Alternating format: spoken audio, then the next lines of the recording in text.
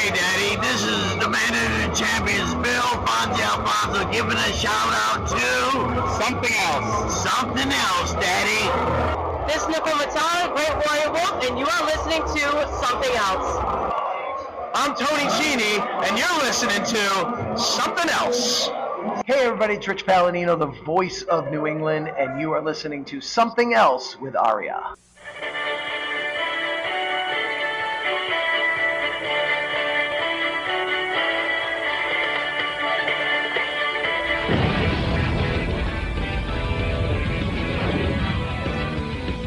Hey.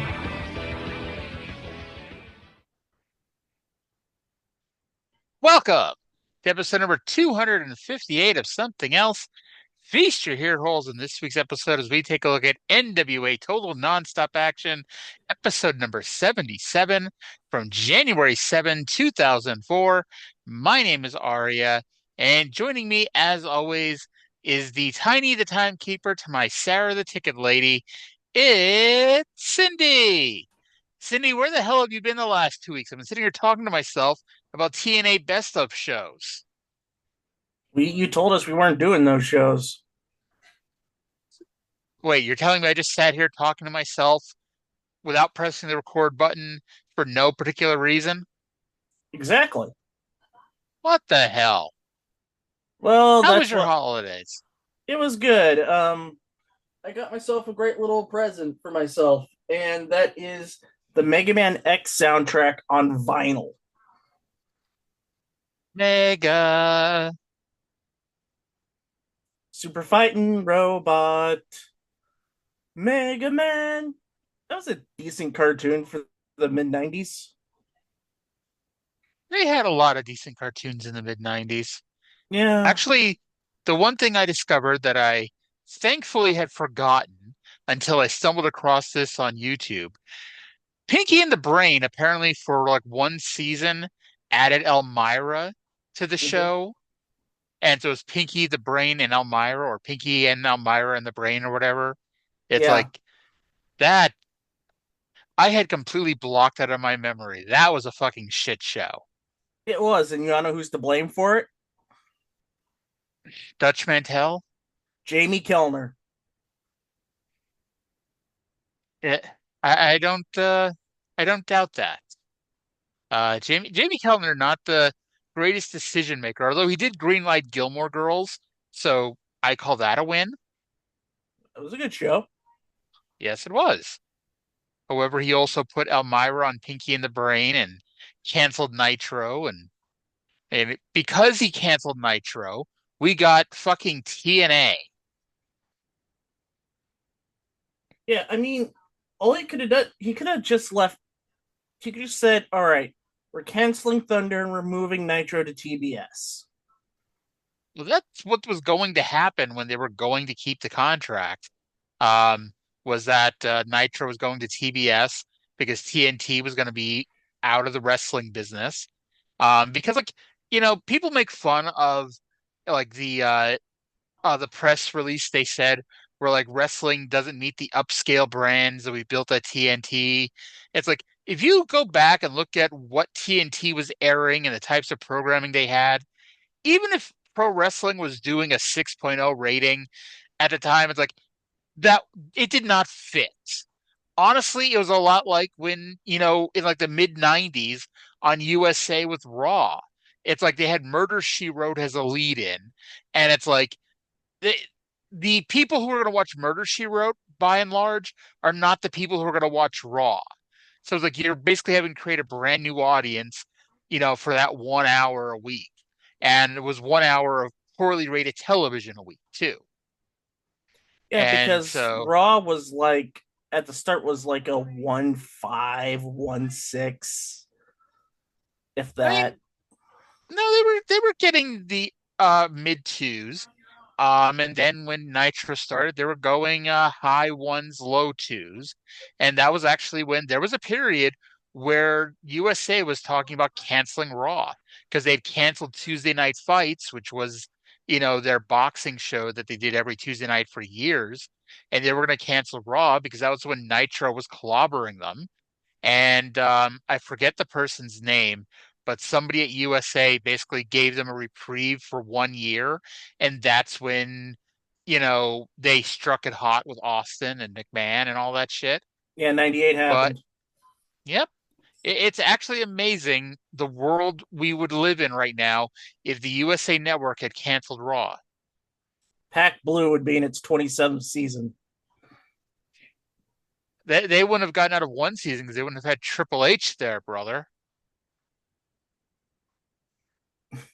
Think about all those television shows back in the late 90s that wouldn't have had a guest appearance by Wrestler of the Week. Third Rock wouldn't have had China. Nash Bridges wouldn't have had Steve Austin. And that one actually would have hurt because Steve Austin popped a couple ratings for Nash Bridges.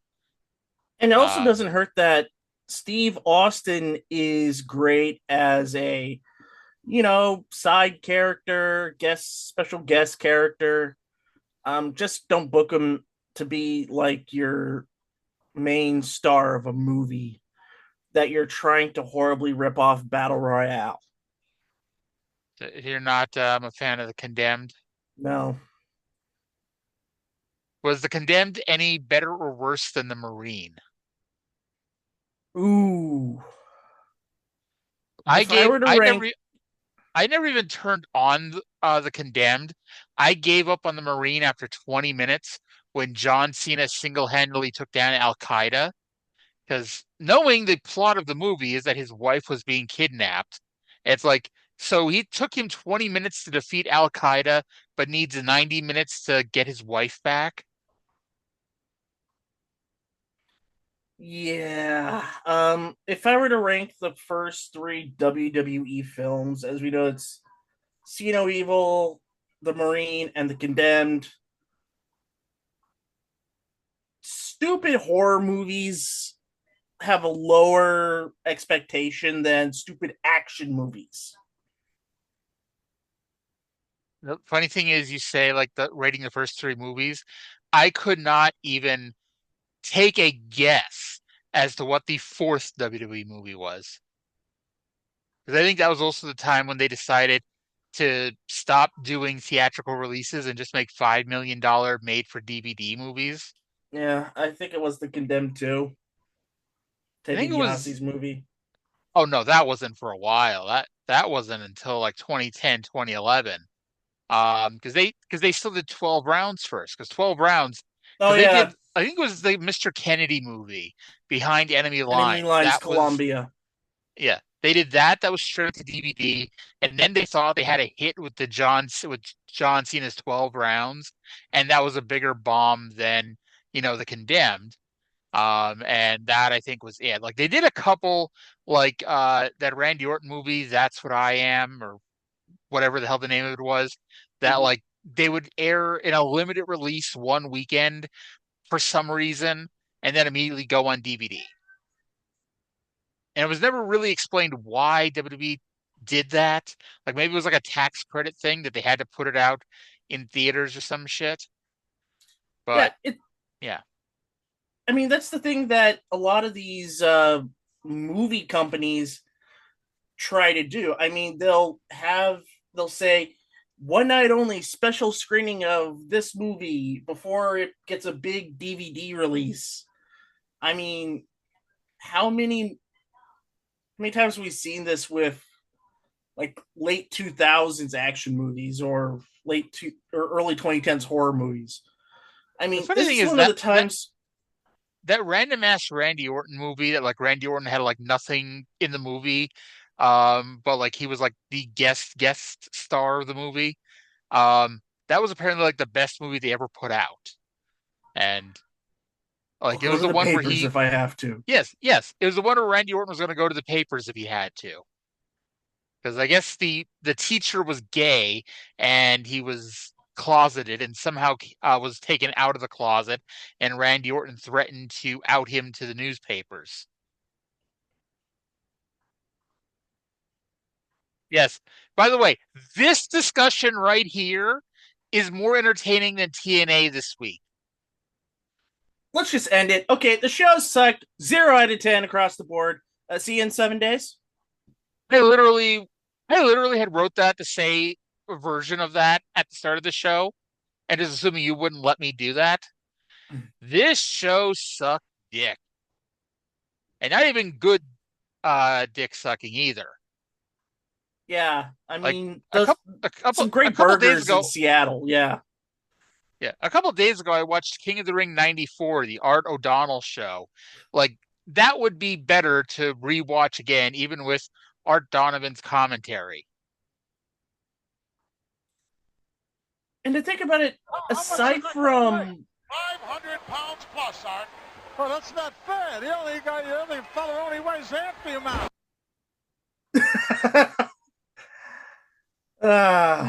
Fun times. Yes. Hello, everyone, and welcome on Gorilla Monsoon, along with the Macho Man Randy and Baltimore's own football legend, NFL Hall of Famer Art O'Donnell and Randy Macho Man Savage. Art, let me ask you, Art Donovan, what a superstar you are here in the Baltimore area. We're going to have a new king crowned here tonight, Art. Who do you think that's going to be? Razor Ramon. It's actually hilarious just how quickly Gorilla just blatantly starts ignoring him during that show. Yeah, because there's a game show connection with Art. He was a guest on 2 Minute Drill. Now, what 2 Minute Drill is a quick fire quiz show for sports. And they had 4 sports celebrities or actual celebrities read the questions. They had Art Donovan as one of the question readers. And did he ask how much did somebody weigh? No, this was before. This was done around the summer of 2000, so I don't think WrestleCrap existed yet. So that moment wasn't dragged up yet. It was also blatantly obvious that he couldn't read quick at all, and he couldn't read period sometimes. It got so bad to the point where he would screw up something and stop, to where Kenny Mayne, the host, would actually have to jump in and read the question. It was so bad. And seeing the double feature, remember when WWF had No Holds Barred, the match, the movie? I do. We could do Art Donovan, the pay-per-view, the game show. It would be a much better watch than this. NWA TNA number 77, January 7, 2004, from Nashville, Tennessee. Now, I did go back into like the history banks and the observers to see what else happened in TNA during those 2 weeks that they were off and we were off. Nothing happened in TNA. The only thing notable was Vampiro did an interview on the Insane Clown Posse's website where he talked about Jeff Jarrett. And this is what he said about the co-owner of the company. It's important to emphasize that before I read this. Well, he had this sickness. It was called I am a bitch and a spoiled dick with no talent, so leave me alone. I thought he would get over it, but I guess not. It has exploded like HIV, and now he has his own show, the Jeff Jarrett Hour, but I think they call it TNA or something. Yikes. And Yes. ICP is supposed to be coming in soon. Like this Actually, episode had a few signs. They were supposed to actually be at this show, and they had put out that they were going to be on this show, and then they canceled. They got canceled off. Whatever happened. They tried putting it up on their website, but some people did still show up. And apparently, during the Explosion tapings, these fans were rather dickish, and I'm assuming they got threatened to be thrown out because they weren't dickish on the live pay-per-view. No, I didn't see any fans being stupid in this. I did see a couple of the Hatchet Man logo that they have. I've seen a couple of those signs pop up a couple of times. And it's hilarious that we're talking about Vampiro and ICP because and I kind of hate admitting this, I'm watching JCW Lunacy on a regular basis because it's kind of like the only wrestling because it's only about an hour. Well, when I fast forward through the commercials and I could actually understand the storyline somewhat, and it's so stupid that it's kind of enjoyable in a way. Granted, your favorite person, Vince Russo, is writing for the show. I'm just sitting over here wondering how bored were you during the holidays? Well, I didn't have much time on my JCW. hands.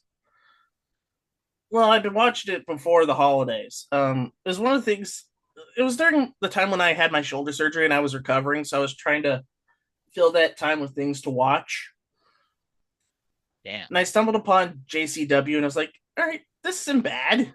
I mean, I tried watching NWA Power. That sucks. I don't want to watch Raw because that's 3 hours because I don't have Netflix. SmackDown is on USA and that sucks. That's 3 hours now too.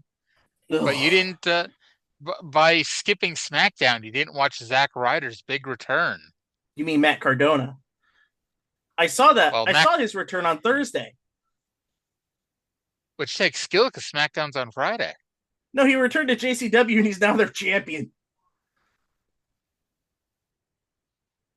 He's not going to be their champion for very long. Well, airing wise, it's going to be for at least two months or so because that's how long they've taped up. Oh my God. So speaking of Matt Cardona and being champion of different promotions, Matt Cardona was apparently the champion of a company called ACW. And ACW, I guess he's not going back to lose his ACW title because ACW did a show on Saturday night where they announced that Matt Cardona wasn't coming back and they were stripping him of the title. And it's whatever, this shit happened. So anyway, some idiot on Twitter, and I just, checked about 1 billion people by calling it some idiot on Twitter. Some idiot on Twitter said something about how, this is a different company because Vince McMahon would have let everybody finish out their dates and lose the titles on the way out the door. And it's like, how do you tell somebody that you don't know anything that's happened in wrestling before like 10 years ago without telling them that? Like, was it even 10 years ago when Alberto came in and they refused to let him go back to AAA and lose his title? Yeah, like, I remember that. New Japan basically had to threaten to sue WWE to get Carl Anderson to come back and lose the never open weight title. Don't give me this shit that like, oh man, Vince McMahon, the benevolent Vince McMahon, like for fuck's sake, like, okay, fine. You may not be so enamored with pro wrestling that you know everything that happened, but the whole fucking national expansion in 83 and 84 was Vince taking everybody's top guys and not letting them go back and lose on the way out. I mean, it was literally the point. Yeah, it screwed over. I mean, everybody. How deep are you in 84 in Mid-South? Well, we're now in 85. We started 85 yesterday. Okay, yeah, Junkyard Dog left in August with no warning. And they kept talking about how Butch Reed ran him out of the territory. And the problem is Junkyard Dog beat him 99 times out of 100. They did not have footage of Butch Reed beating up Junkyard Dog to be like, oh, see, he ran him out. I was going to ask about that or something similar to that because I got to feel that Mid-South had quite a few, because I know like the Carolinas, Mid-South, especially during you were talking about, middle 1984 because Black Saturday happened. Yep. We're almost at the end of that. It's funny because like Wendy Richter was on Mid-South TV as a heel being managed by Jim Cornette like 2 weeks before that match he had with Moolah on MTV. Like, it just also tells you how crazy the wrestling world was. God Like damn. when this show originally started back on episode 2, we were doing NWA Worldwide from 85, and Ricky Steamboat was in Crockett until March 1st, 1985. And on March 31st, 1985, Ricky Steamboat wrestled at WrestleMania 1. And he wrestled Matt Bourne. Yes. But the point is, it's like, that would not happen. Like, the closest we got to that was when Cody left AEW and he showed up on WrestleMania, but that was still like 2 or 3 months later. It's like, you would not see that happen nowadays, like, no matter what, where it's like, okay, someone left AEW on March 1st and was part of WrestleMania. You know? Right, and we had a more recent-ish story of this. Remember when the Hardys jumped from TNA to WWE? They still had the TNA tag titles. They did, but it's like, that was, like, you can't really compare TNA, especially at that time. Like, what was that, 2017? Like, that was also when, like, Jarrett was going to run it, and they were stalling on giving him a talent budget, so he had to stall on trying to re-sign them. And, well, WWE made them an offer, and they also did that. Was it because it was after WrestleMania, because they taped so much in advance?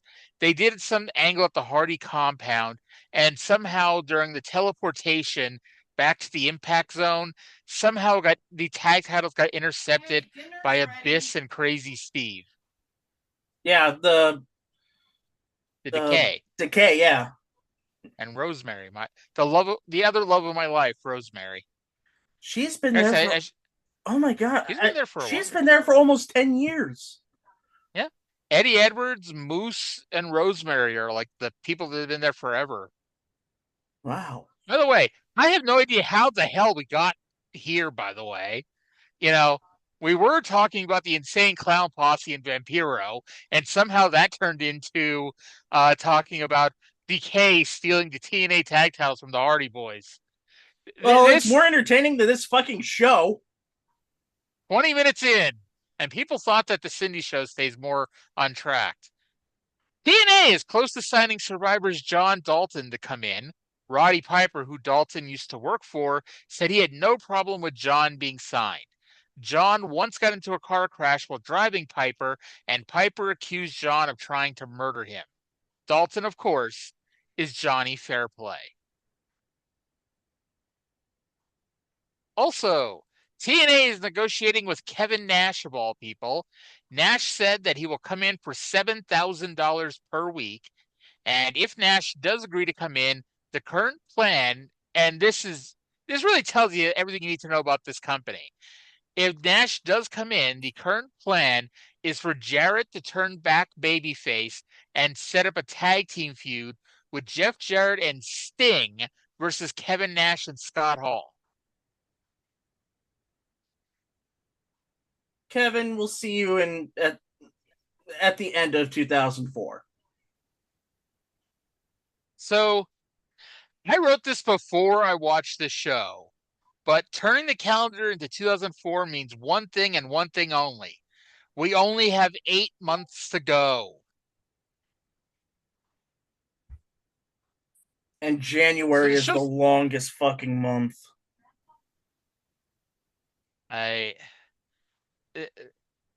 This show sucked. Legitimately, this is the worst non-Vince Russo show that we've seen so far. And it cannot get worse than this overall. If it does, it's like, we're going to be at the point where we just say fuck TNA and just leave before we finish. Because, like, this is just shit. I have an idea. What's that? WCW 1990? ECW 1990? They didn't start No, until 93. WCW 1990. The build of Sting to get his world title at Great American Bash. But you can't start there because the build doesn't start there. You got to really start it, towards the end of the Terry Funk Great Muta feud. But if you're going to start there, you pretty much got to go back to Wrestle War with Terry Funk turning on Flair. But if you're going to start there, you got to go back to Steamboat coming in. And if you're going to start there, you might as well just start when, Ted Turner buys the company on November 1st of 88. Deal. So the show starts with a video package essentially recapping the whole Jeff Jarrett angle during the month of December. Jarrett said that the only thing he has left to do is win the Mr. TNA trophy. I wrote the Mr. TNA party, which is something very different. But no, he wants to win the Mr. TNA trophy for some reason. They then showed a video, what they said was from the TNA Christmas party. And this was the most depressing party I've ever seen in my fucking life. Because the TNA Christmas party was attended by two people, apparently, Goldilocks and Don Callis. And Callis, I don't know if he was flirting with Goldilocks, but basically he told her that she belongs with him and that this has to do with money.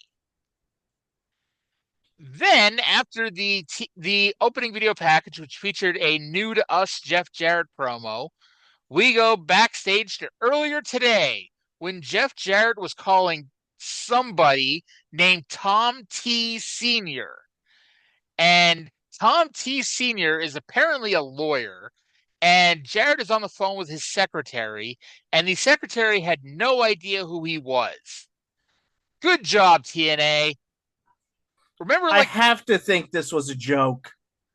Remember, like a year ago, when Goldilocks did that weird hidden camera footage of Goldilocks being an asshole, and the person at the store had no idea who she was, and I ranted and raved about how this is a work. You tell the guy to mark out it's a big star came into your establishment, and that was Goldilocks. I said they should have been doing that for. Jeff Jarrett is the world champion, and the fucking person on the phone had no idea who the hell he was. I will buy her not being on the phone for one simple reason, because I have friends who are in law. They don't hardly have any life. The lower end people, even the secretaries, don't have a life. But I bet the legal secretary knows who The Rock is. The legal secretary knows who John Cena is. They may not watch wrestling. 2004. They know who The Rock is. They know. I bet they know who Steve Austin is. But that's my point. It's Jeff Jarrett is a big star. It doesn't matter if he's not actually a star at the level of The Rock or Steve Austin. The fact is, he is the star of TNA, and it's fake. You tell the fucking secretary, oh my God, Jeff Jarrett, the world heavyweight champion, is on the phone with me. It's that's what you do. TNA is burying itself constantly, and this is far from the last time I had a complaint, so I might as well just wrap this complaint up and keep going. Because while the secretary was going off to get Tom T, whoever the hell that is, Jarrett told Kid Cash to get every member of TNA, everyone who gets a paycheck from TNA, to sign a loyalty pledge, and said Abyss could help him. And I like this part because Kid Cash didn't forget that he was just feuding with Abyss 2 months ago. He was what do you mean Abyss? He's yeah, Abyss will help you. That was great. And the problem is, it never happened. We'll get to this later, but Kid Cash was so fucking inept, he could have used Abyss, and, but it didn't fucking happen. No. So anyway, Tom T gets on the phone and says that the NWA board of directors is corrupt, and Eric Watts needs to step down to keep that from coming out. Tom T then congratulated Jarrett on winning Mr. TNA, and then Tom T told Jarrett he cannot give out the big news. So we are back to the big news, and who has any fucking idea what the big news is? I think it's the total takeover of TNA by Jarrett and Callis, because without the NWA board, that leaves a power vacuum, and Callis and Jarrett can just swoop right in. And Lamar Jackson throws a touchdown to Walker for the Devontae Walker. It is now 6-0 Baltimore. There's some behind the scenes news. We taped this Sunday night. Yeah, I'm watching the Ravens Steelers game. Really? I never would have guessed that. So Three Live Crew comes out to debut their new theme song. Didn't we just see that? Didn't they just come out here like a month ago and debut their new song? They probably started it, but then got jumped by Swinger and Diamond.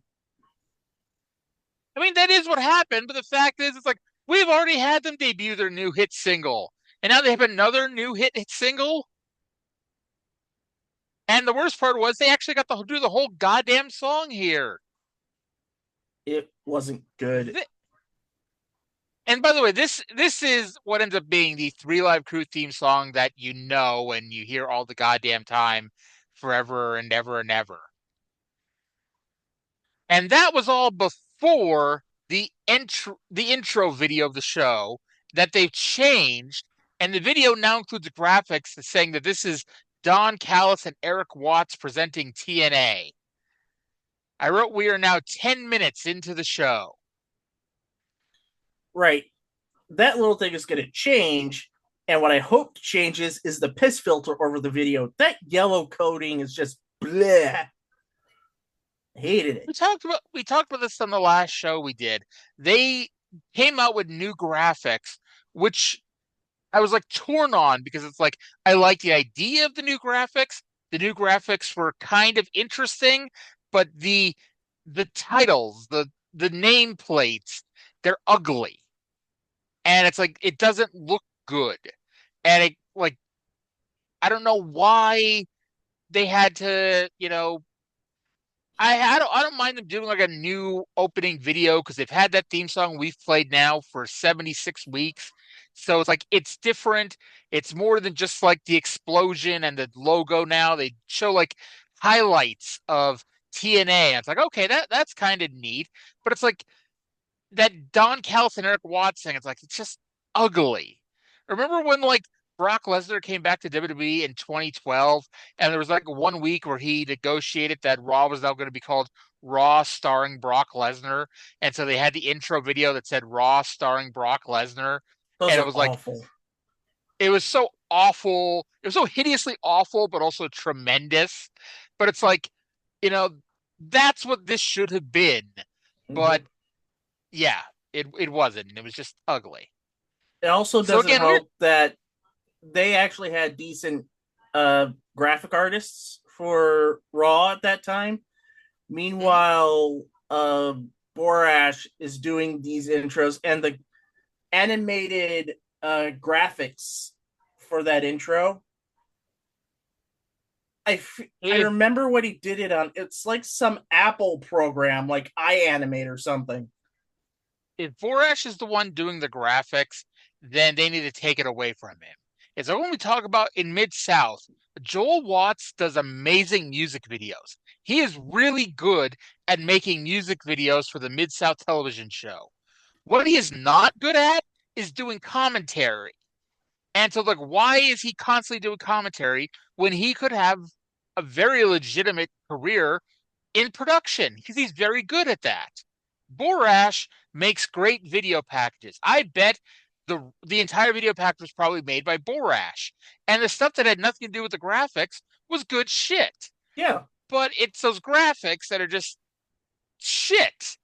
It's like that is not something Borash is good at. It should be taken away from him. Speaking of stuff that should be taken away from him, Oh yeah, Super I long mentioned promos. we're 10 minutes into the show. So far, 10 minutes in, we had a long video package with a Jarrett promo, a earlier today Jarrett promo, a 3 minute long 3 light crew video package, and the opening video package. And you're like, okay, it's time for the total nonstop action. Let's send some guys to the ring for a match. Well, we did half of that. We sent some guys to the ring. Jeff Jarrett, Don Callis, and Kid Cash, who were just backstage, now have to come out and cut a promo. From what I gathered here, and I didn't see anything in the Observer about this, but from what I gathered, apparently Country Music Television did some sort of countdown show, and the moment from the first pay-per-view where Toby Keith suplexed Jeff Jarrett was on there. And so Jeff Jarrett was on his high horse here, bragging about how him punking out Toby Keith was on a countdown show on CMT. Jarrett said there's no number one contender, so there's no title defense tonight. He again announces that everyone who gets a check with TNA needs to sign a loyalty pledge saying they're with him. Jarrett is obsessed with being named Mr. TNA for some reason, and he calls out Eric Watts to tell the world that Eric Watts, is stepping down. This brought out Watts and Goldilocks. And by the way, this is where we find out that not only is Tom T a lawyer, Tom T has a last name. And they said it so quickly and never said it again that I had to Google search it. And by the way, the last name is Stenenbaum. But the best part was when I Google searched it, you know what Google AI told me this lawyer was? What? Filthy Tom Lawler.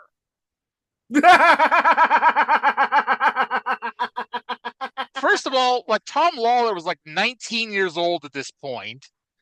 And he was not being brought into TNA, to fucking be a lawyer on TNA television.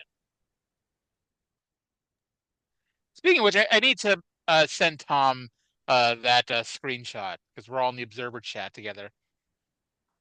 Anyway, Callis says that while Watts is clean, members of the board are dirty. Callis told him to step down and avoid legal action, which could be costly, especially since Goldilocks isn't cheap. Watts said he is not stepping down and instead states that Callis's New Year's resolution is to stop kissing Jarrett's ass and Kid Cash's is to get taller.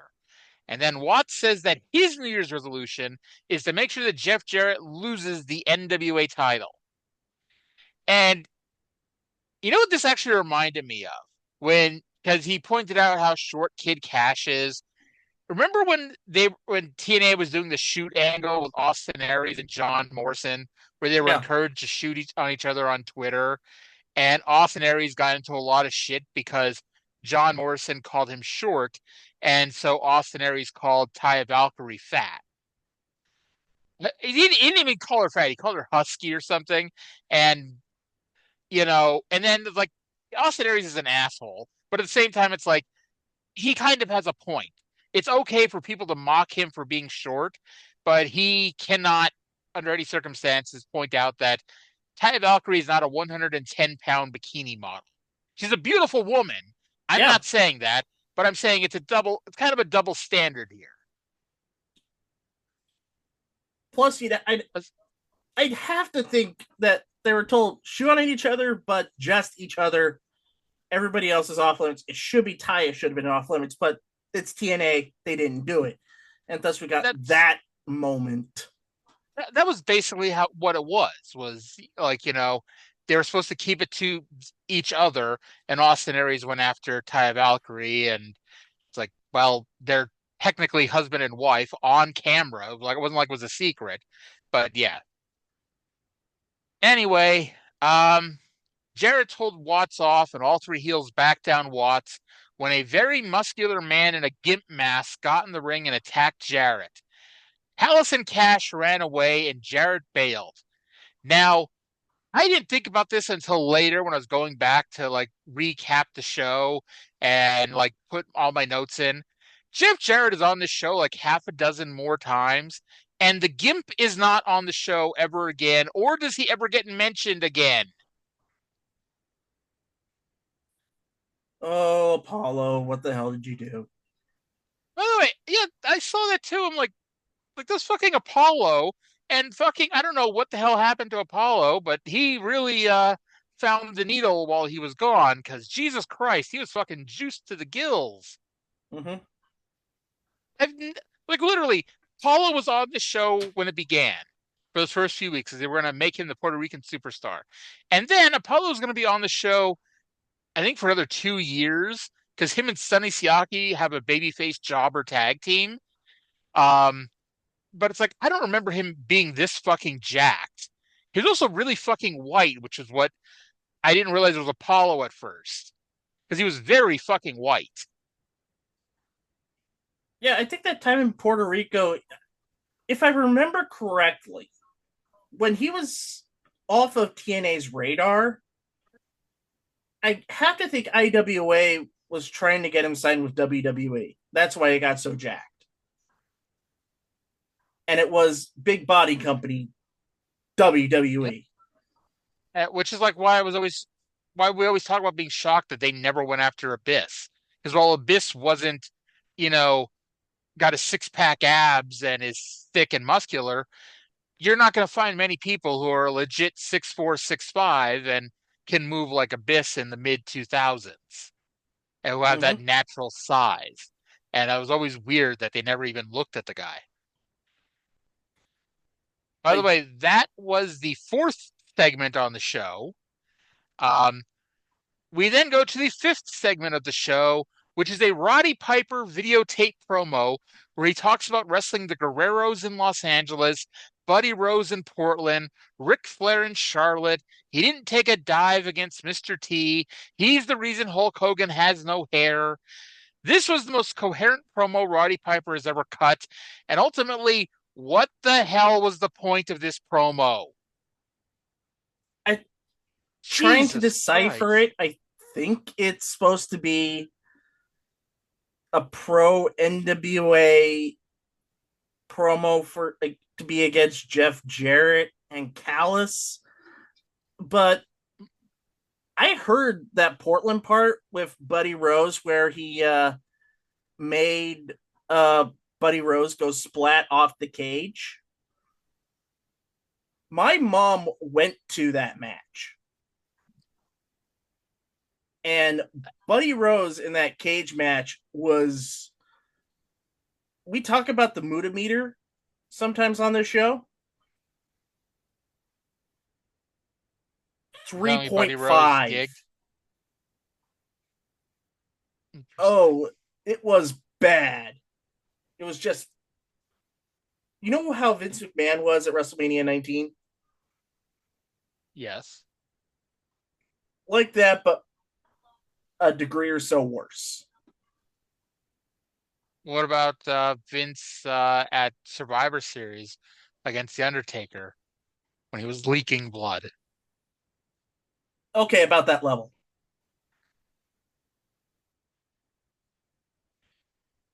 Ultimately, So we have again, like, segment 6.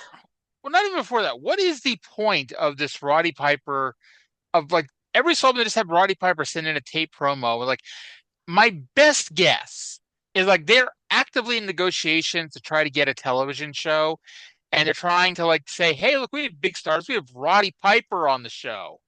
Now, Roddy Piper, like, what the hell is he doing? That's not important. Roddy Piper's on the show, you know. Covered up But in the like, there's NWA literally flag. like he's not unless I'm there's something I'm forgetting. Roddy Piper never has a match in TNA.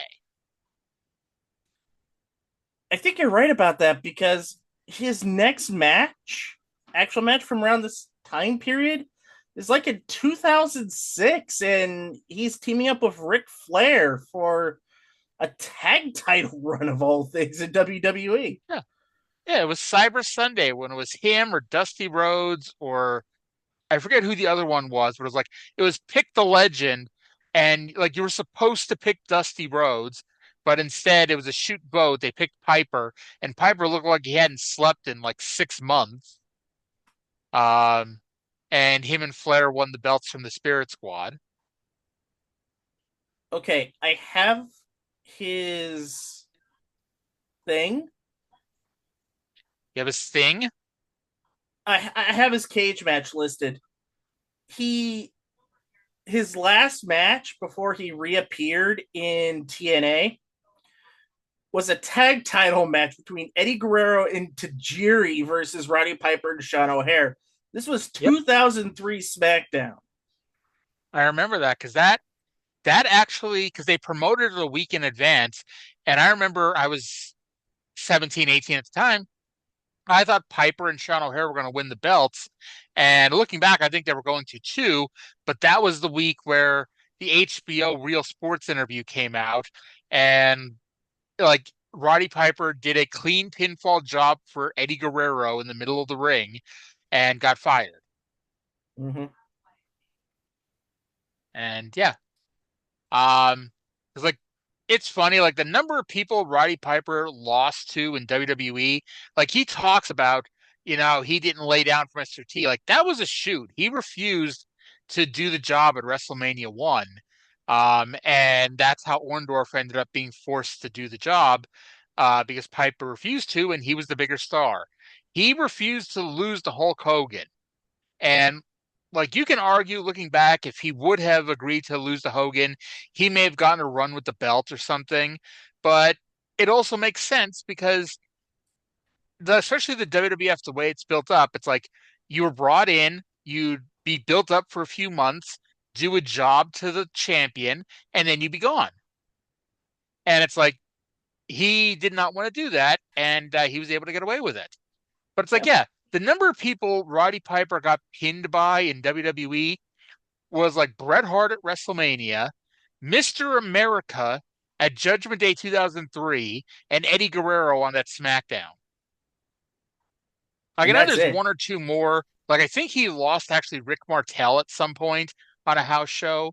But like, it was one of those moments where it's like, you only know that if you're a weirdo like me. Or Ric Flair at Madison Square Garden. Yeah, something like that. And it's like he wanted the Intercontinental title, and Vince told him he would do it. He would put the belt on him if he would get pinned by Bret Hart, and that's how he got the Intercontinental title. Segment 6, Scott Hudson was with Simon Diamond and Johnny. So we're 50 minutes into the show, by the way, into this podcast, and we're only 20 minutes into the show. Again, more entertaining than the show. Scott Hudson was with Simon and Swinger. Swinger said the only thing that stopped him from doing the Von Erich thing over the holidays was this title match. Someone check on Johnny Swinger.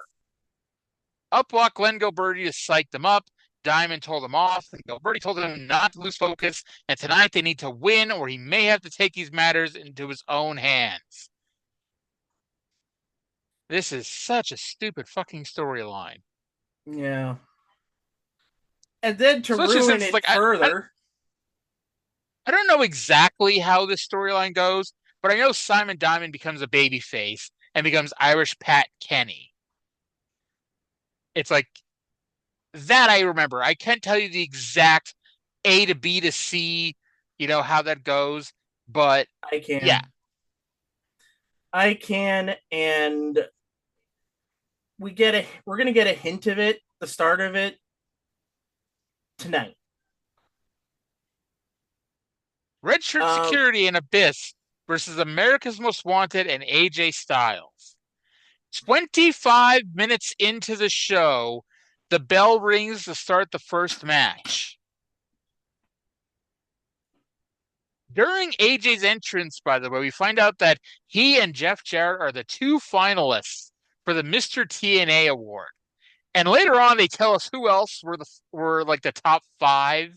And it's like, who, like this company, like somebody pissed in the people in this company's Cheerios when you hear like the other 3 people who were in the fucking top 5 to vote for Mr. TNA.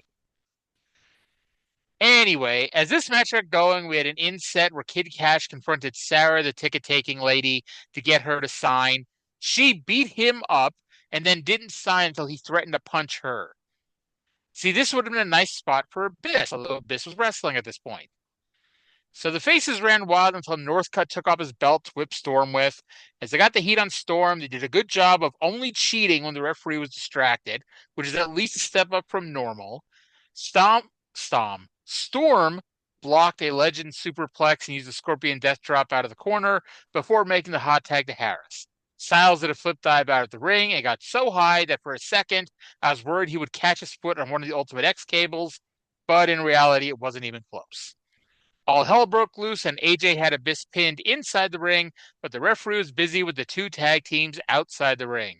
Abyss used a German suplex of all things.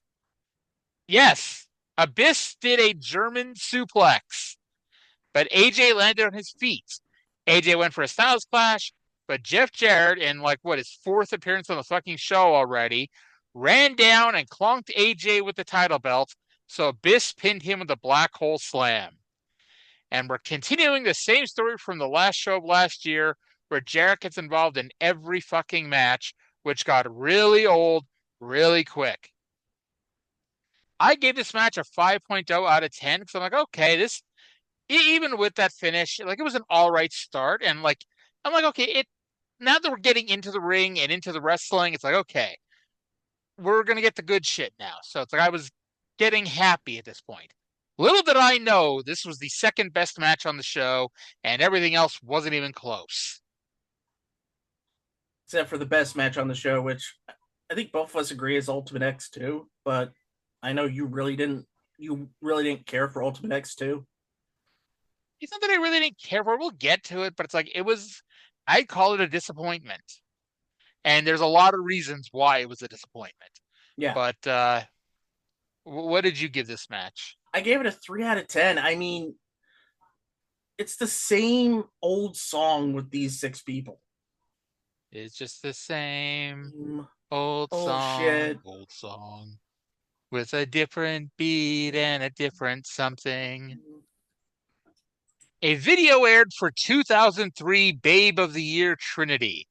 This was more or less the same video we saw last year. I think it was in April or May, which showed her doing stunt work and doing a few moonsaults and Hurricane Ranas. And then it ended with her cutting a promo holding the 2003 Babe of the Year plaque, thanking the fans for voting for her. And then Sonny Siaki walked in and argued with her. We cut from this video package to Scott Hudson interviewing Trinity backstage, and Sonny Siaki walked up to say that he should have been Babe of the Year. I was wondering if you were going to mention that. Yeah. Kid Cash then walked up and said Jarrett wants them to sign. Siaki refused to sign under advice he's been given, and then he refused to tell either Kid Cash or Trinity who gave him this advice.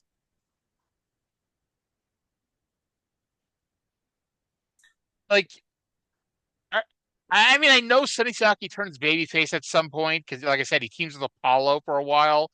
But Sonny Siaki is turning babyface, and plus, once again, Kid Cash, the most inept person on the roster, he can't get anybody to fucking sign. And it's like they told us earlier, it's like, hey, if he has problems, just have Abyss help him out. That would have been fun. Kid Cash confronts people to get them to sign. They say no, and then Abyss menaces them, and they sign. It's like, but nope. We have to tease you with interesting stuff and then not give it to you. That is TNA. Any thoughts on our back-to-back Trinity promos? I mean, it's the same old shit. At least there's a little bit of storyline continuity because even Trinity, who says she'll probably sign it and tries to get Sonny Siaki to sign it, was like, I'm not signing it because of you. And spoiler alert, she does eventually sign, but only when she humiliates Kid Cash a little bit, but wow, thank you for the spoiler. You'll see it next week. Wow, thank you for the spoiler. NWA Tag Team Champions 3 Live Crew versus Simon Diamond and Johnny Swinger. Okay. So I'm like, okay, the show is in the shitter so far, but we're gonna have Ron Killings in his prime, Simon Diamond and Johnny Swinger who can go, and BG James who can at least make a hot tag. You know, we're gonna have a good match here. And then I am assuming, I am assuming that all those fucking Jeff Jarrett promos from earlier went too fucking long because this match went like 2 fucking minutes. Yeah, it was a Um, very here's how it was. It was Truth and BG have a small advantage. Swinger and Diamond beat up on BG a little bit. BG gets the hot tag to Truth. Truth cleans house. Little bit of interference. Simon Diamond is in the ring with Truth. Is actually doing well. David Young fucking comes out and fucks everything up. Diamond doesn't want him there at all because Simon Diamond, rightfully so, thinks he's the problem. And he turns out to be correct because David Young fucks up a clothesline and Truth pins Simon Diamond 1, 2, 3. that whole thing went like 2 minutes. And then after the match, Young gave Simon a load of shit, so Diamond beat the shit out of him and they had to be held apart. I still gave it what I thought was a generous 1.5 out of 10. 2 out of 10 because David Young got his fucking clock cleaned. God. After that got broken up, because they had to get broken up by after they get broken up by security, Tenay and West, 48 minutes into the show, do their on camera. The on camera that the announcers do at the beginning of every show, introducing you to the show. They did this 48 minutes into the 2-hour show. Kid Cash walked in front of the camera on purpose anyway to go get Tiny the Timekeeper to sign the petition. As this was going on, the next thing that made my head explode occurred. Tenay pitches it to a video of Spanish announcer Armando Quintero talking about how TNA has agreements with IWA in Puerto Rico and AAA in Mexico, and soon we will see the stars of AAA and the IWA in TNA. And that sounded fun. I'm like, okay, this sounds promising, and I know what's coming up. I know they do the X Cup thing, and it's like, okay, there's something good coming out of this. And then to preview these stars that are coming to TNA, they show us video of David Young and Michael Shane winning matches in Mexico. That seems counterproductive. And this is the video we talked about this a few weeks ago that Michael Shane and David Young had wrestled in Mexico in November, and TNA was trying to get a video of it to air on the show to show, hey, look at how we have big stars who went down to Mexico and wrestled in front of thousands and thousands of people and won. And that by itself is a good, solid idea. That's not how they introduced the video. They introduced the video by telling us, here are the stars of Mexico, and they're losing matches to the guy that never wins, and B, the guy that Cindy just loves because he never wins without bullshit. They did show Hoovy, but that was only for the first 5 seconds. But didn't he lose to Michael Shane? No, it was some stupid draw between the two of them. Well, yeah. They showed Hoovy a big star. Okay, Juventud Guerrera is a big star. He is. And you're telling me there was not one spot they could have shown where Juventud Guerrera looked like a big star? After the video package, Kid Cash slapped Tiny until he signed. Some kid flipped Kid Cash off. Black shirt security told Cash to leave, so Cash kept pie facing Chris Vaughn. And did you notice who one of the black shirt security were? No, this is around the time where I fucking gave up. I was like, okay, Shawn just get this. Daivari. Because I'll be honest, I thought I saw Ken Doan, but it ended up not being Ken Doan. It was somebody else, and then I'm like, oh, that's Daivari. Ken Oh Doan, Kenny God. Dykstra, star of the Cougar on Fox Reality Channel. But do you remember when I think it was the Greatest Royal Rumble? They did the thing where they introduced all the great Saudi Arabia wrestlers, and one of them was Mansoor, and then out came Arya Daivari and Shawn Daivari, and Michael Cole's like, it's Arya Daivari and his brother Daivari. Like, you couldn't give him a first name, could you? I always loved that because like they're brothers, but because their time in WWE was like a decade apart, everyone thinks it's like father and son. But it's like no, they just it's a much older brother and his younger brother. Yeah. Okay, so at this point, we want to go a little bit behind the scenes. Cindy, was telling us about Lamar Jackson a few minutes ago. So I want to go a little bit behind the scenes right now. So I was watching this show Saturday night about 10 p.m. Eastern time. And if nothing else, I always watch, or at least I always try to watch Wrestle Kingdom every year live. And it was at 2 in the morning. And the pre-show was starting at 1:15, or the pre-show matches were starting at 1:15. So at this point, it's about 10 o'clock at night. So I'm like, okay, I'm hating this fucking show. Plus, I want to get some sleep in before Wrestle Kingdom.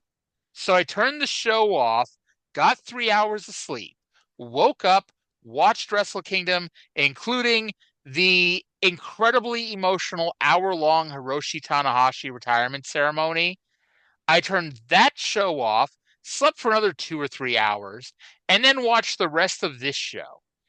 Now, some people might say it's counterproductive to follow the WrestleMania of pro wrestling with watching TNA.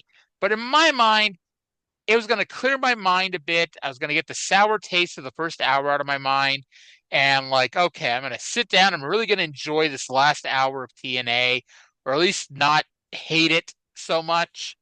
Because it's like, like when you're watching a bad TNA show, they could have a 5-star match and you're just like, I fucking hate you people. Why are you still on my television? So it's like, I figured, okay, this will help me out a bit. Let's just say I should have rewatched the hour-long Hiroshi Tanahashi retirement ceremony. Yeah. Did you watch that, by the way? I don't have New Japan World. Well, if you have 999 yen, or whatever it is these days, or, access to a good torrent website, I recommend. Like, the rest of the show was all right. There was no match of the year caliber matches, in my opinion. But like Takeshita versus Yota Tsuji was really good. But like, you need to watch it just for the last hour. Because like it literally went an hour. And it was great. So anyway, watched Wrestle Kingdom, slept 6 hours in there, and come back to press play on the last hour of TNA. Scott Hudson was backstage with Raven now, asking him his thoughts on being stabbed in the back by the Gathering. Oh, you're forgetting something. Well, I said that Cash was pie-facing Chris Vaughn. Oh, no, there's more to that. Well, that's later. That's after the Scott Hudson promo. They sent us backstage with Scott Hudson and Raven. Yeah, it's after the Raven promo. But we're at the Raven promo. All right, go. And you said I forgot something. I didn't forget anything. It just hasn't happened yet. So Raven asked if Punk and Julio were really ready for what's going to happen. Apparently, he has a tag team match tonight with the Gathering, and right now we don't know if he has a partner. Any thoughts on Raven? No. Back in the ring, Kid Cash is still arguing with Chris Vaughn, who is refusing to sign. Cash called Chris Vaughn a little man, and you see, it's funny because Chris Vaughn, who is short, is actually taller than Kid Cash. Cash called himself a man and Chris Vaughn a little boy, and he got Vaughn to agree to sign. Cash turned his back to Chris Vaughn and began telling off the other black shirts, and this was horribly mistimed because Chris Vaughn took it and I'm assuming he was supposed to kind of like pantomime or look like he was thinking about signing or whatever. But Chris Vaughn took the clipboard and immediately began winding it up like he's going to hit Kid Cash with it. And Kid Cash spent what felt like a minute, but it was probably only like 20 to 30 seconds, telling off all the other black shirt security, including Daivari, which is funny because it's supposed to be the contracted guy signing it, and the only security guy contracted is Chris Vaughn. Well, I guess and Don Harris is too, but that's another story. Yeah. But anyway, eventually Kid Cash turned around and Vaughn hit Cash with his clipboard. Down ran Rudy Charles, who rang the bell to start an impromptu match. Now, here is the nicest thing I'm going to say about this match. The crowd was really into this whole Chris Vaughn thing. And also, I liked that Kid Cash got his, and to be honest, it's a good thing this was Kid Cash's last thing on the show, because it would have been fucking ridiculous for him to keep going after this. But it's like, Kid Cash is an asshole, and he was giving Rudy Charles some shit, and so Don Harris ran in and kicked Kid Cash's ass, and Rudy Charles is pretending, like literally pretending, that he's got something in his eye, and so he can't see what's going on. And it makes sense because Kid Cash is an asshole, and he's getting what he deserved. However, he's only pretending to suck. Yes. On this show, where we've had nothing good at all this fucking show, I just wanted to see a good fucking wrestling match. That's all I fucking wanted at this point. And I wasn't fucking getting it. And eventually, Don dragged Vaughn on top of Kid Cash for the win.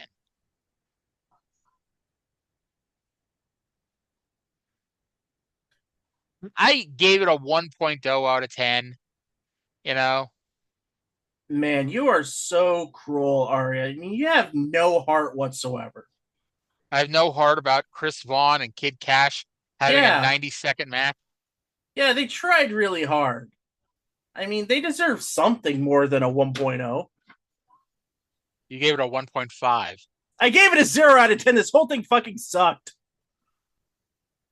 I can at least say that the idea of this was entertaining, even though on this show, I just weren't, at this fucking point, this whole show was driving me up a fucking wall. By the way, that whole segment that I just described, because that whole thing I just described, next, spoiler alert, it's retcon next week where they have the same damn match. Spoiler alert. Cindy's here basically telling us everything that happens a week in advance. You're killing me here, Cindy. So, by the way, that whole segment went about 3 minutes. During that 3 minutes, Scott Hudson went from Raven's lair to CM Punk and Julio's lair. Because apparently they have multiple layers at the asylum. Remember, 6 months ago when they were trying to find Raven, and I was mocking them for it because it's the fucking asylum. There's only 4 places to look. Well, apparently there's enough layers for the Gathering to have a layer, Raven to have a layer, and Abyss to live under the stairs. Anyway, CM Punk was wearing his shirt that he had as an indie, where he had CM Punk written in the G.I. Joe logo, stylized like it. And that was a tremendous shirt. Mm-hmm.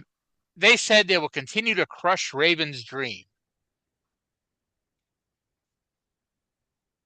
We then go to the ring for a tag team match. Hey, we're getting some wrestling on this show, back to back to back here.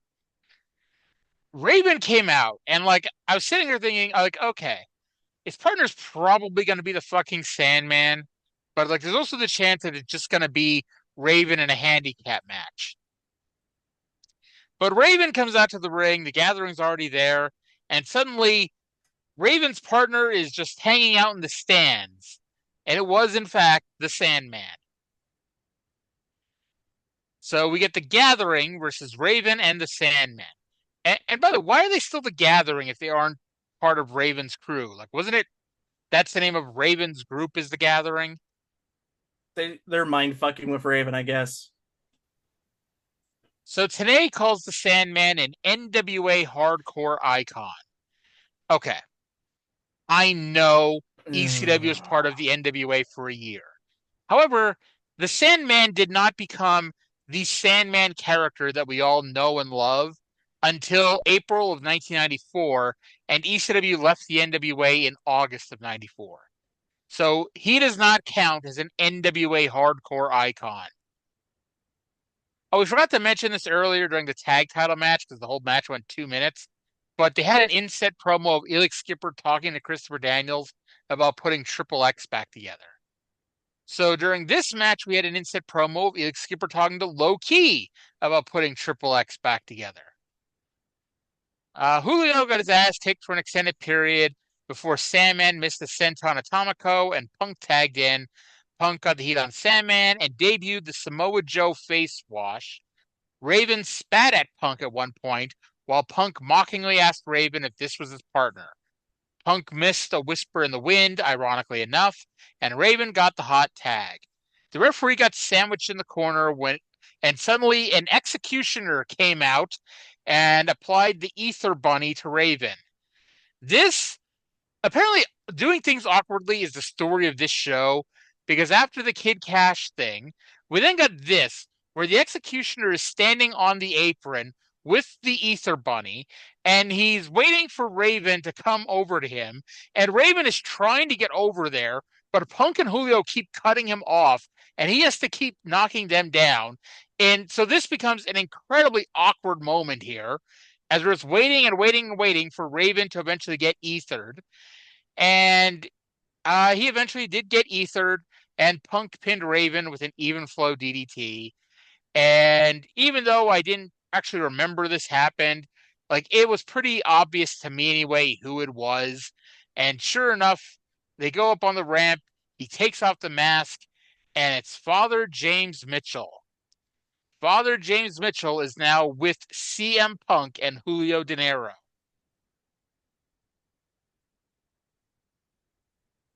I mean, continuity, I guess, even though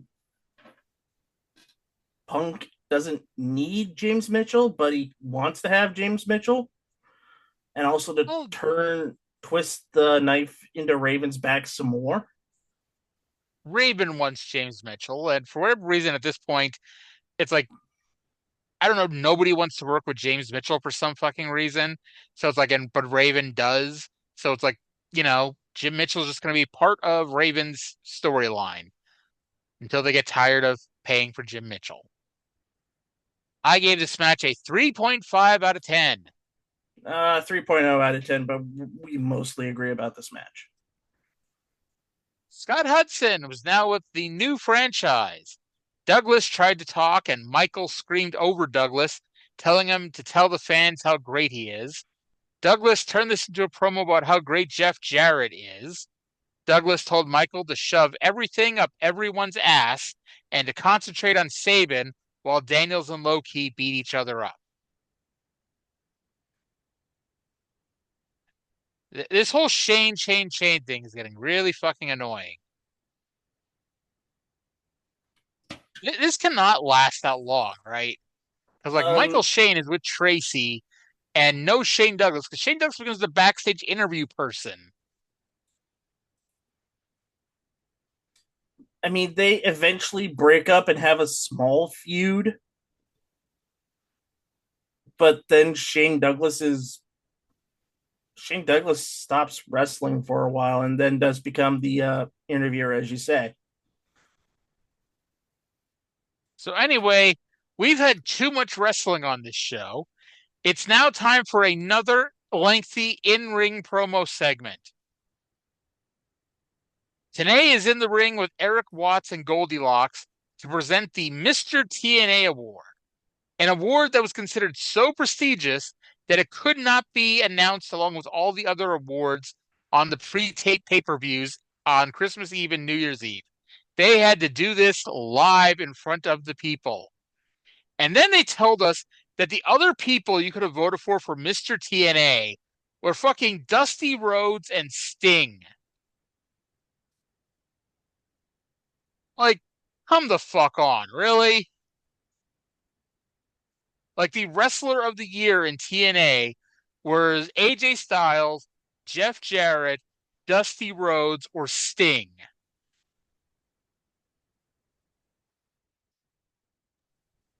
I just don't get it. No D'Lo Brown, no Raven, like fucking A. No Jerry Lynn. No Jerry. Well, Jerry Lynn hasn't been on the fucking show in 6 months. He really took Don Calistone out to heart. No Ron Killings. No Ron Killings, former world champion. So the winner of this popularity contest was the babyface. Jeff Jarrett threw a temper tantrum backstage. And here's the thing. It is never explained why this is important. Why does Jeff Jarrett give a fuck if he is named Wrestler of the Year or not? Like, really? Like, what the hell does AJ Styles get other than what I'm pretty sure is fucking Chris Sabin's Super X Cup trophy? You know? It did look familiar. I didn't put two and two together that it was the X Cup trophy, but it does look strangely familiar. So AJ says it's nice to win the popularity contest, but he wants to win the NWA title again. Out came Jarrett, throwing yet another tantrum. Jarrett talked about all the things he did in 2003, which included beating up Toby Keith and the Tennessee Titans, which are both 2002 incidents.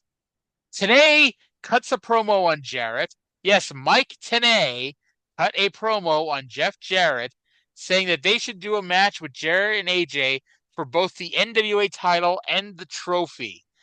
Jarrett said that he will let AJ earn a title shot, saying next week it will be AJ and Eric Watts in a tag team match against Jeff Jarrett and Abyss. And if AJ wins, he gets a title match. But if Jarrett wins, then Watts is fired. And the babyfaces were not sure whether or not to accept this match. So Goldilocks took the mic and accepted it for AJ and Watts. Yes, AJ and Watts were both too scared to have this tag team match with these stipulations. And then because they zoomed in on Eric Watts' face looking concerned. Or we were told he's concerned, because to be honest, it's the same look he always has on his fucking face. Yeah, unless he's wearing his sunglasses, he does look pretty dopey. Eric Watts has been on this fucking show for a year now. Do you realize that?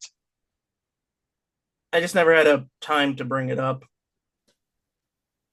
Him, David Flair, and Brian Lawler were in that third or the second generation group. And unfortunately, when David Flair and Brian Lawler stopped showing up, Watts just kept coming. Well, he's probably one of the few bigger names that would say, you need me to work Explosion? I'll work Explosion. Who the hell considers Eric Watts a bigger name? I mean, bigger name as in he's actually worked for like WCW or something like that. Did I tell you? I know I told this to Trey, but about a month ago, I was browsing the interweb, and it was during Dynamite, and somebody and I was probably recording a podcast, so I didn't see Dynamite from the beginning, but somebody posted that who is this fucking Eric Watts has Techno Team 2000 lookalike douchebag on Dynamite? And I look at the timestamp, it was the beginning of the show, and I turn on Dynamite, and I'm like, are you fucking talking about Kyle Fletcher? It's like, yeah, he fucking looked like Eric Watts. I'm like, really? Of all the fucking things you can think of, he's like Kyle Fletcher looked like Eric Watts. It's like at this point, you're just when you make a comparison like that, you're just begging to complain about something. Yeah. You know? I mean, because I'm not the biggest Kyle Fletcher fan in the world, but I at least understand that it can't be a great comparison because Kyle Fletcher has a shaved head. And even when Kyle Fletcher did have hair, he looked nowhere near Techno Team 2000 Eric Watts or Chad Fortune Techno Team 2000. So they announced 3 matches for next week. This Jeff Jarrett and Abyss versus AJ Styles and Eric Watts match. And Simon Diamond versus David Young with Glenn Gilberti as the referee. That match got worse and worse. That match got worse and worse with every syllable out of their mouths. And we're also going to have America's Most Wanted versus Red Shirt Security in a rawhide whipping match.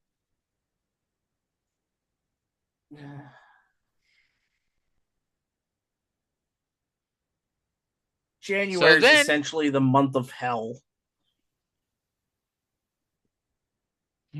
God, like I know they had to like pivot away from Hogan and and they couldn't just go back to Jeff Jarrett being a babyface and AJ being a heel and all that because they just spent all that time, turning Jarrett heel to feud with Hogan, and they had to do something now. And well, yeah. This is what happens when you don't think things through, kids.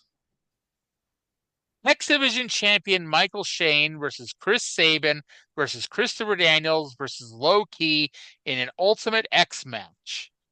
The first thing I noticed was the ropes, the cables, were higher than they were for the first match.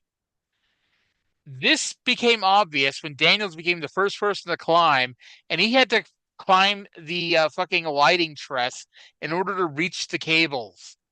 And then later on, he had to springboard to reach the cables. And Christopher Daniels, I'm pretty sure, is the tallest person in this match. Yeah, by a few inches at least. So I believe the reason for this is because somehow when the cables were lower, like somehow they blamed the cables being lower on, why the belt kept coming unloose the first time, which is a total bullshit reason. But it's like, motherfucker, like that is part of why this match, it didn't suck, but this match was not the first Ultimate X match. And that's what sucks, because when you add Christopher Daniels and fucking Low Ki in there, like this could have been a really fucking good match. Like this could have been, as close to a 5-star Ultimate X match as you're going to get. And TNA apparently didn't realize that wrestling is fake, and the reason to have this match is to have a crazy stunt show with people doing bumps off the wires. And, well, they took that out entirely. So the first big move of this match was Sabin doing a flip dive out of the ring, but he was doing it while Don West was saying, if Sabin was smart, he'd try climbing right now. So Chris Sabin is stupid. Timing.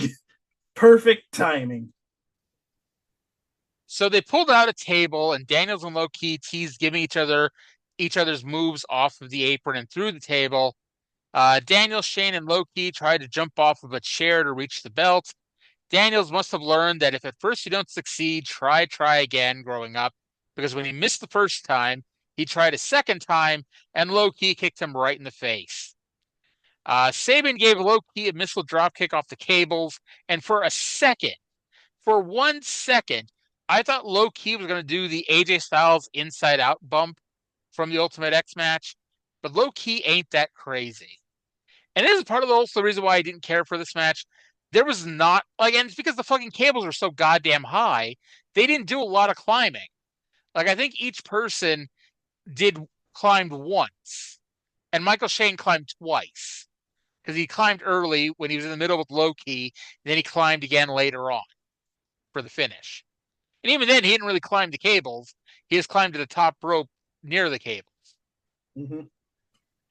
Anyway, so Shane Douglas and Tracy brought a ladder down for Michael Shane, but Elix Skipper ran down and fought him to the back.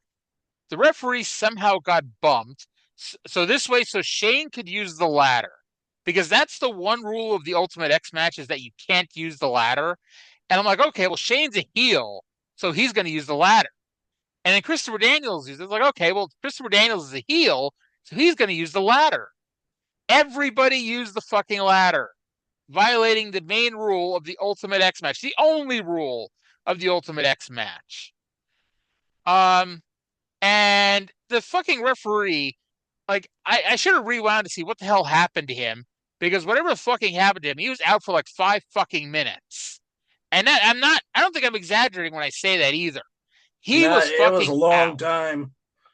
Because they had a ladder match here. They didn't have a Ultimate X match. They had a ladder match here that, the referee eventually got up, got in the ring, and said no to the ladder. Because Michael Shane, Daniels and Low Ki were climbing to the top. Michael Shane tipped over the ladder, and you want to know why, like, those crazy TLC bumps were like the one at WrestleMania where Matt Hardy and Bubba Ray Dudley went flying off the ladder. You want to know why that was relatively safe? Because there were stacks of fucking tables there to break their fall. And so while I bet it hurt, it did not hurt as much as if they just went flying over the top rope onto the floor, which is what Christopher Daniels and Low Ki did. And Low Ki, like, ricocheted into the table. That always fucking happens. Remember when AJ and D'Lo Brown had a ladder match? And I think it was AJ that tipped over the ladder and he wasn't close enough, so he, like, stepped onto the top rope and then crashed and burned horribly bad into the side of the announce table. Yeah, and he had to get up for the finish. Yeah. Or maybe it was D'Lo, because they did the draw finish or whatever. But yeah. So that was that. And then as Shane starts climbing the ladder, this is where referee Mike Posey finally wakes up and had the ladder removed. We immediately go to the finish, which saw Shane and Sabin on the top rope. Sabin knocked him off, and Shane crashed through the table that was set up earlier. And then Sabin scurried across the cables, and time then stood still for the third time on this show. Because to make up for the fact that that belt would not stay up last time, they really put that belt up there this time. They connected all the straps, which in itself is not a bad idea, because in theory, you're going to go over there and reach over with one hand and undo the strap. That is not what Chris Sabin did. Chris Sabin leapt and hung on to the belt. And I was like, something's got to break here. And eventually, the straps of the belt came undone, and he crashed to the ground with it to win the match and the X Division title. And, like, he was fucking yanking that thing for life. Like, how did he not figure out, let me just reach up and undo the buckle or whatever? I think he was worried that he would fall. Probably, but it's like, that was just ridiculous. And it's not like nowadays where all the belts are made of Velcro, so it's like that would work nowadays. But yeah. So this was not as good as the first Ultimate X match. It was still the best match on the show, but that is faint praise this week. 5.5 out of 10. I gave it a 6 out of 10. And back to the ending. Chris Sabin up there gave me Jack Swagger WrestleMania 26 vibes. You know the Money in the Bank ladder match from that year? Yep, where he couldn't undo the whatchamacallit. The C clip. Yeah, the C clip. Yep. He needed to take another step up the ladder, but it was fairly obvious that Jack Swagger was not comfortable at the top of a ladder. No, he wasn't. But it was a fine X Division Ultimate X match. I mean, it's not in anybody's top 5, but it's fine. I mean, we saw three Ultimate X matches. Out of those 3, I think this is the second best one. Oddly enough, the one that we watched on the Best Damn Show is the best one. You think the first one was worse than this? I haven't watched it in a while, but just the belt slipping off like 4 or 5 times.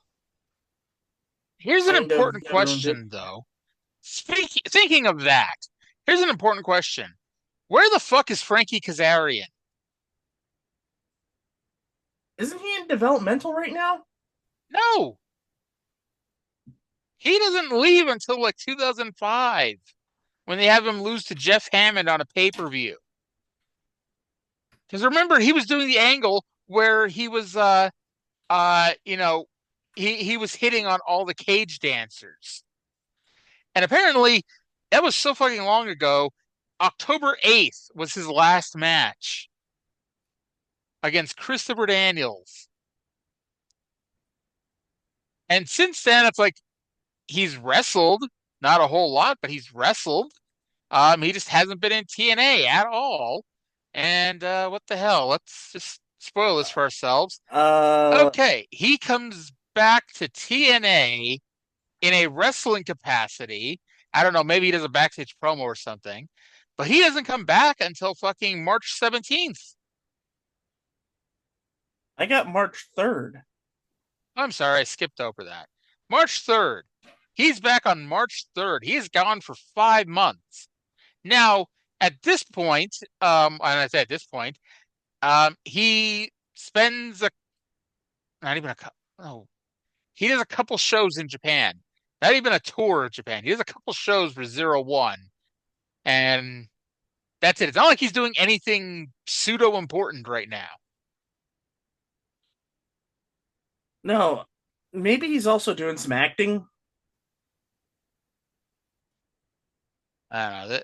But yeah, Kazarian, I guess he's got a lot of Kazarian was on Distraction for Comedy Central. He's now got a lot of time to go find some hot chicks, I guess. Remember, he apparently had trouble finding hot girls in Southern California. So that's why he's the PWG champion at this time? Yeah, well, I mean, it is, Southern California. Yeah. And because we can't end with Chris Sabin actually overcoming a huge obstacle and have that be a wonderful ending, fucking Jeff Jarrett. Jeff Jarrett, we go backstage where Jeff Jarrett is back on the phone with Tom T. And I'm like, okay, this is a very Attitude Era type thing where we've spent the whole show talking about how Jeff Jarrett is doing this, that, and the other thing, and how, he's smarter than everybody, better than everybody, et cetera, et cetera. And now there's going to be some sort of cliffhanger where it turns out that, hey, the shit's about to hit the fan for Jeff Jarrett, and not everything is working out the way he wants it to. But that's not what happened on this phone call with Tom T. What did happen during this phone call with Tom T was he told Tom T the fucking match that was booked 20 minutes ago with the stipulations that were booked 20 minutes ago. Nothing new was established here. Tom T did not tell him, we're kind of up shit's creek, pal. This happened. Nobody walked in. Like I was waiting for someone to walk in and Jarrett to get the freaked look on his face. Where's Gimp at? I was like, okay, maybe Gimp is gonna walk in here and and Jarrett's gonna get the oh fuck and shit, I just shit my pants look on my face. Nothing like that happened. They just had this to tell you that Chris Sabin is not important. Michael Shane is not important. Low Key is not important, and Christopher Daniels is not important. If they were important, this show would have ended with Chris Sabin celebrating winning the X Division title for the second time, the belt that he never got pinned to lose. That would be the finish of this show. But that's not the finish of this show. The finish of this show was Jeff Jarrett talking to his lawyer about stuff we already knew.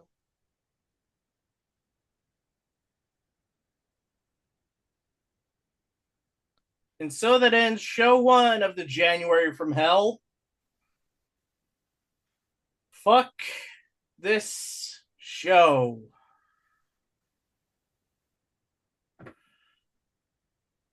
I seriously thought that, by pausing the show halfway through and taking a 12-hour break, I'd come back enjoying the show. I fucking did not. Overall enjoyment, 2.5 out of 10. The Jeff Jarrett show is overkill at this point. By the way, average match quality, 3.1. That is There were only 5 void. matches on this show. Yeah. There's only 5 matches on the show, which wouldn't even be a bad thing if they were given time.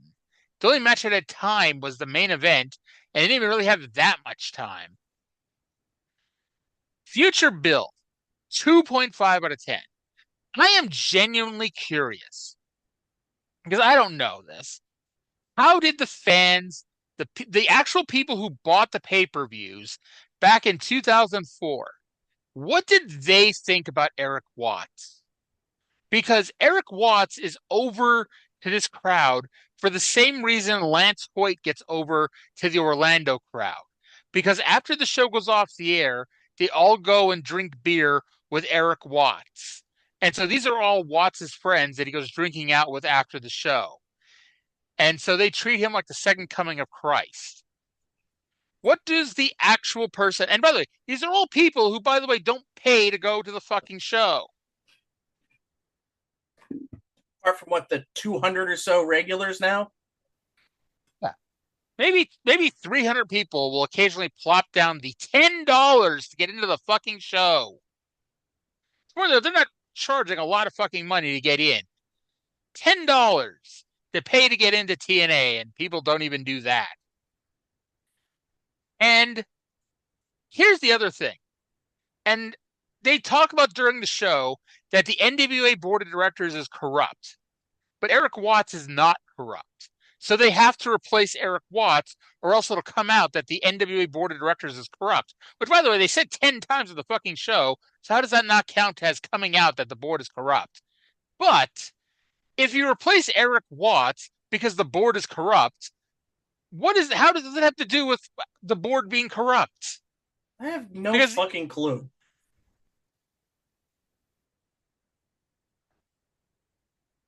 It's like, I expect better from you, Dutch Mantel. I know Scott D'Amore is helping out. I expect more from you, Scott D'Amore.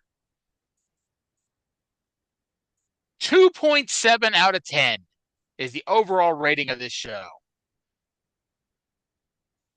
It's the worst show we've watched in a dog's age.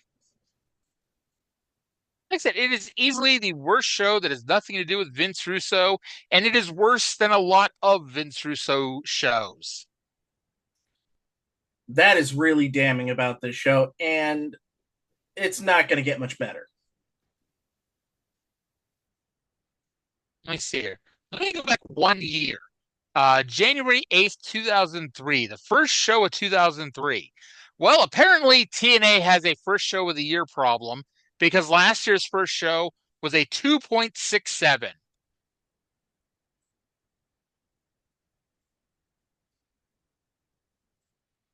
We have David Flair and Mike Sanders. We have a feud with the untrained women of the company. We have wrestlers being buried constantly, and they're building up one match, Jeff Jarrett versus Vince Russo, and no one wants to fucking watch that. Oh, and we had Kurt Hennig's last match. Was that on this show? Against David Flair? Yeah, it was. It was the axe handle on a pole match. And yeah, where Chris Vaughn went up to get it, gave it to Kurt Hennig, and Kurt Hennig shoves him off the top rope. Yes. And this was when Athena ran over to attack Miss SEX, which is Desire. And by the way, in case for those who don't remember, this is not Ember Moon Athena either. This is Tennessee Independent Wrestling Manager Athena.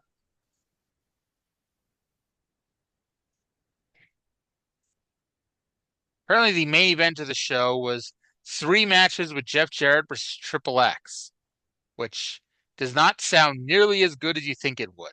No, it was fine, but it could have been a lot better. We did have, oh my God, Ron Killings and Jerry Lynn versus Don Harris and BG James.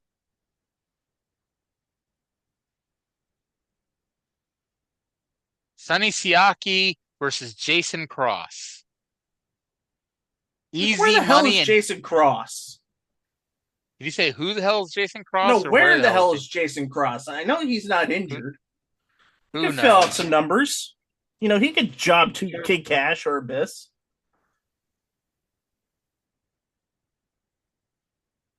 This is when TNA called Rick Santel and Chris Vaughn the future of TNA. Neither one amount to anything. Well, come on, Rick Santel got heaved up the hard-ass wooden ramp. True.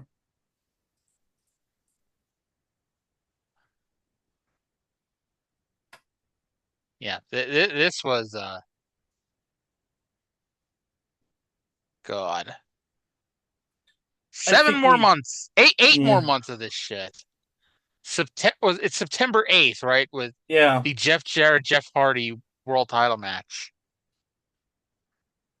God. You know, if you ever think Triple H has a fucking giant ego, you know, you can almost argue that Triple H deserves his giant ego because it's like, while he may not be the star that he thinks he is, he's at least a degree of a star. Jeff Jarrett is a top of the middle guy who got a world title because his best friend was the booker, and then the world title again because his daddy owned the company. Mm-hmm. And I always say this, like when people bitch about Russo and this or that, read Jerry Jarrett's book. He started TNA saying that his son was going to be the top star of the company. You know, it didn't matter who was writing that show. Jeff Jarrett was going to be the world champion.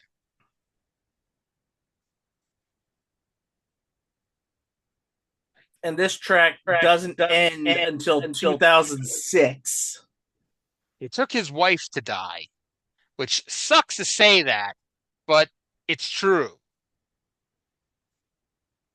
His wife died and they signed some real stars. You know? But, yeah. So that's going to do it for this week. We went an hour and 43 minutes, and the most entertaining part was when we were not talking about this show. Absolutely. How's the battle for the 4th seed in the AFC going? 10-3 Baltimore at the half. Actually, 10-3 Baltimore with 29 seconds left in the half. So, who gets to lose to Houston next week? Anyway. Probably Baltimore. And anything you want to plug before we close the show? Yeah, go live life. Go out. Go see some live wrestling shows. And if you have friends, check on them. See how they're doing. All right. Well, that's going to do it for this week. I hope you all enjoyed the show. Thank you all for listening. We'll talk to you again in 7 days. Do we have to? Yes.